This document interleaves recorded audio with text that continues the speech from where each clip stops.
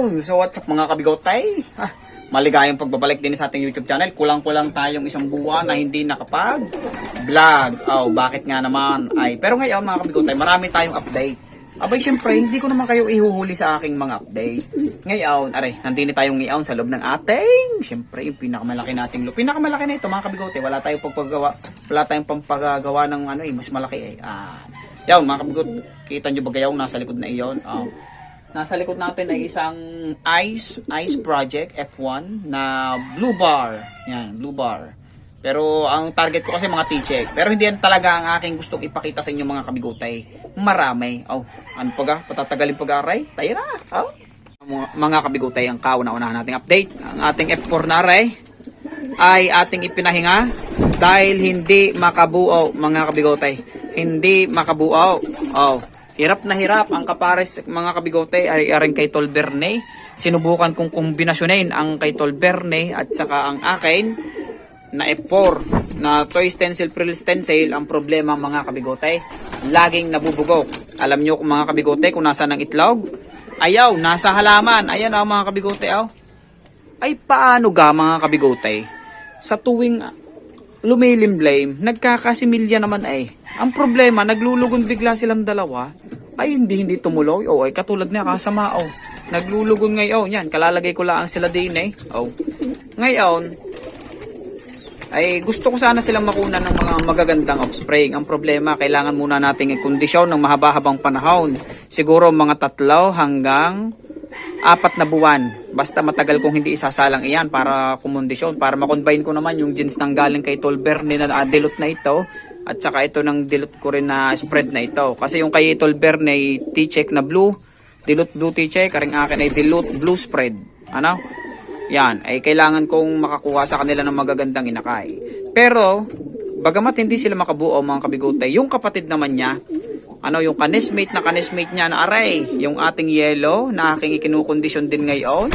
Yan, ulit, ay maraming napalabas na magagandang inakay mga kabigotay. Yun naman ang good news din sa ating lop na aray.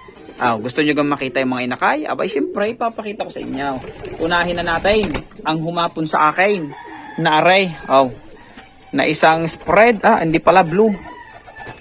Blue T-check toy stencil. Teka lang. Ay siya, yari ang aking baraso sa iyaw. Ginawa mo ng padaos-usan.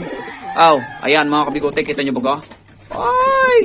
Ito ang kanyang inakay ngayon mga kabigotay. Na ang kanesmate ay isa ring napakaganda pang isang iyaw. Yan. Silang dalawa magkanesmate mga kabigotay. Kita nyo naman. Kailangan ko sigurong subukan ito ng mga B12 at gawa ng parang laglag ang pakpak Ang kapares nito mga kabigotay, yung dilaw na iyan ay areng itim na aray. Na sinasabi ko sa inyo na ang laging pinalalabas ng mga ito ay dilute at saka mga T-check na blue. Ngayon, ito, yung huling palabas nila, yung kanesmate ay ayon, yung isang iyon, blue T-check na dilute. Ito, TS2, TS3, mga kabigotay, kita nyo ba? Ay talagang pagkaganda. Ngayon, yung mas panganay sa mga iyan, mga kabigotay na dilute, aray. Lalapitan natin. Mas matured na ito. Kita nyo ba? Ay pagkagandang inakay, mga kabigotay. Sinasabi ko sa inyo. Yan ay TS3, mga kabigotay. Yan, isang kapag, yun lang, ang balahibo sa paa, sa binti, mahaba-haba pa mga kabigotay. Yan. Pero, goods na iyan. Kita nyo ba? Ngayon, edi kinukondisyon natin, para sa susunod. Kasi ang gandang maglabas ng dalawa Itong yellow natin na iyan, at saka itong yellow, F4 din. Ito namang black na aray, F3 mga kabigotay. Ang gaganda ng inilalabas. Pinahinga ko muna siguro mga 2 buwan para kondisyon na kondisyon. Saka uli natin sila isasalang. Ngayon, mga kabigotay, bukod doon, yung ating mga project dito, ng mga F1, itong black na ito, yan. Yung black na iyan, nasaan pa At saka yung ating, yung black na iyon pa na isa. Yung mga nesmate natin, yung magagandang form na iyan, mga racing, para sa racing program natin, ari pang isang ito. Kita nyo baga, puro itim lang mga kabigotay. Dahil sila ay mga F1, No, dati nito, nito kasi bago natin siya ipares doon kay Tol Bernie, may kapares siya na racing pigeon na hen. Are, yung racing pigeon na hen natin ay ayun, yung blue check na yan. Yan. Yan ang kanyang kapares dati, Kaya naman matured na yung kanilang mga inakay, are. Yan. Actually, may nakasalang pa ako mas panganay pa rito. Ipakikita ko rin sa inyo mamaya. Kita nyo naman ang forma mga kabigote. Ay, napakaganda na. So, sana maglabas na yung kanilang mga susunod na generation ng mas magaganda. Yan, Ang kanesmate ng mga kabigote, team day na yon. Hen. Babae. Ayan, pagkaganda rin ang pormahan mga kabigote. Kita nyo ba yan? Ngayon, pupuntahan natin mga kabigote, yung aking mga ibinibreed dito sa kabila. Yan tatlong yan. At saka doon sa ating dilaw na iyon. Kasi magaganda rin yung nakabreed doon. Tara na, labasin na natin. Are mga kabigote, yung sinasabi ko sa inyo. Ayan yung anak ng F4 natin, na toy stencil at frill stencil natin. At saka nung racing pigeon na blue check.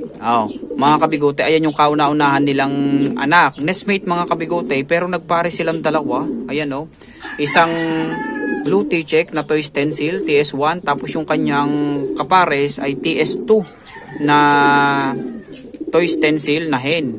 Ngayon, paitlog na mga kabigote. Ay, kita nyo mga pormahan yung dalawang yan. Ay, sigurado akong mas magaganda na ang ilalabas ng mga yan. Ay, kita nyo po, galit na galit yung lalaki, aba. Ngayon, kasi kapag gayan pala mga kabigote, sa aking na-observe nito lang, kapag yung lalaki, dati takot sa iyo, tapos biglang tumapang ng ganyan, ibig sabihin, yung kanyang asawa ay napakalapit ng mangitlog.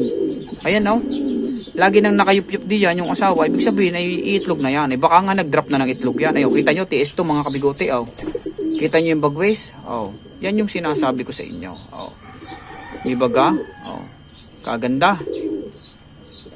Dito naman tayo sa kabila. Ngayon, mga kabigote, yan, katulad nito. Matapang-tapang na rin itong ating ice project na ito na blue. F1 natin na blue ice project. Ang kapares niyan mga kabigote, isang T-check na hen. Ngayon, matapang na rin siya na ganyan. Malapit na rin kasing umitlog ang kanyang kapares na bumababang. Napakabait naman sa akin, aray. At ako naman na nagsusubo din ni dati sa isang aray. Kita nyo, T-check yan mga kabigote. At mas light na ang kanyang color. Yan, T-check yan na hen. Malapit na umitlog. Laglag na rin yung kanyang puwitan. Ang ganda, Yan. Dini naman sa kabila mga kabigote. Magandahan din yan. May nakalimlim tayo.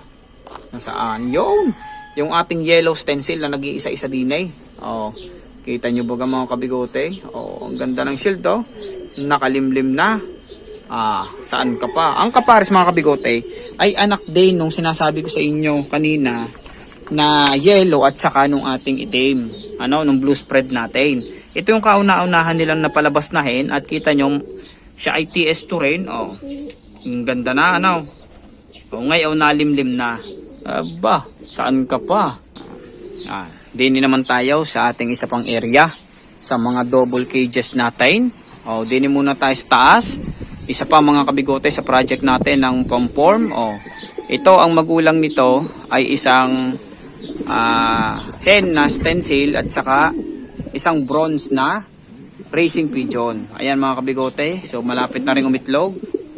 Wala pa, hindi pa nagda-drop. Pero ang kanyang puwitan mga kabigote ay malapit nang mag-drop. Ayan kita nyo mga pormahan mga kabigote. Yan. TS1 itong isa. Yung kabila ay dilute. TS2 mga kabigote. Ayun light na. Light bronze. Dini sa baba ito mga kabigote ay original ni Tol Bernie. Ito yung galing kay Tol Bernie. May lahi ito ni Mamaw. Yan. Tapos ito'y anak niya. Yan. Anak niya ng kapares niya dati ay yung kanina, yung hen na sinasabi ko sa inyo na galing sa kanya. Yun ang kapares, yung ating dilute na blue check. Yan. Ito dati akala ko ay cap, serning, yung palay sa Erna. Isang TS2 na kaki. So, pareha silang kaki. Dilute natin. Tingnan natin kung anong ilalabas itong kay Tol Bernie sa atin. Mukhang magandahan din ito. Ayan, Yan. Ito yung mga galing kay Tol Bernie. Malalaking ibon ng malalaki. Ang ulo. Malalaki, mahahaba ang tuka. Magagandang ibon mga kabigote, oh. Malalaking ibon. Yan. Galing kay Tall Bernie yan. Oh, anak niya to. Okay, dito naman sa ilalim mga kabigotay. Meron tayo ditong F1 ng ice.